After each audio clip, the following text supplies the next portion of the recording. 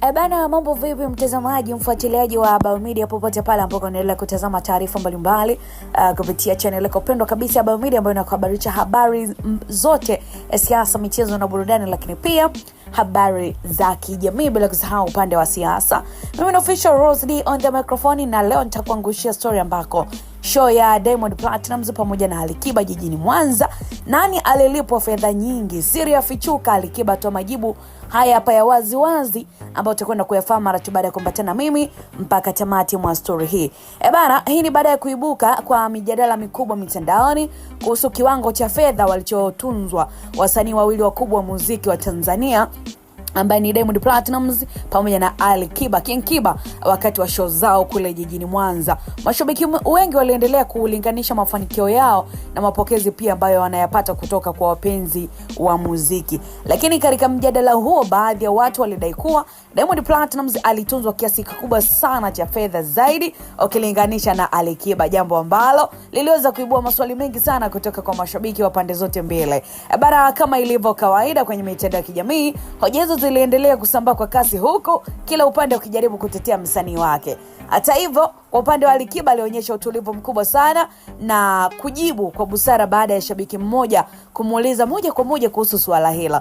Bana, shabiki huyo aliandika kwa utani akisema, "Wanaulizana ulitunzwa bei gani King?" Akitaka kujua ukweli kuhusu kiasi ambacho alipewa wakati wa show yake kule jijini Mwanza bwana mkubwa Alikiba. Na kwa mujibu wa majibu yake, Alikiba hakuchagua kuingia kwenye mabishano wala kutoa takwimu za fedha hadharani, bali alijibu kwa kifupi sana, lakini kifupi chenye ujumbe mzito, akisema, "Nilitunzwa na matajiri wa Mwanza na Geita." Bana, jibu hilo limewavutia watu wengi sana kwa sababu linaonyesha hekima, heshima na namna ya kujibu bila kuleta mivutano ambayo si ya lazima, badala ya kushindana kwa maneno au kuonyesha majivuno.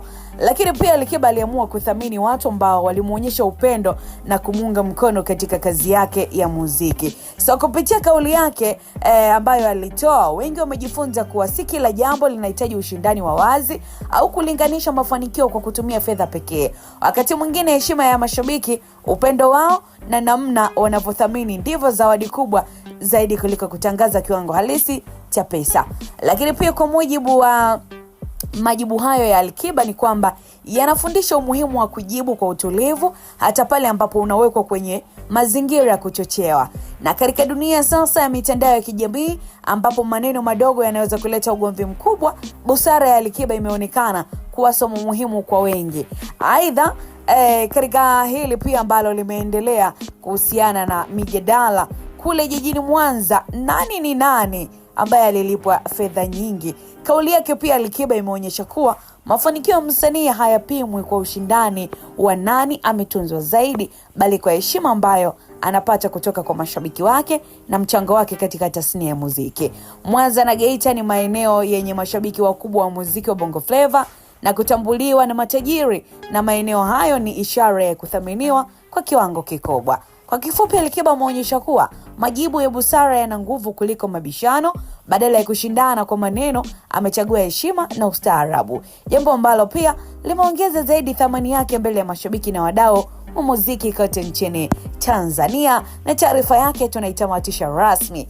Natamani kuona comment ya kwako, umeelewa nini kutokana na kila ambacho Alikiba amejibu moja kwa moja kulingana na mjadala mkubwa ambao ulikuwa umemeke headline wa yeye na Diamond Platnumz, nani alitunzwa fedha nyingi. Mpaka wakati mwingine, kwaheri kwa sasa.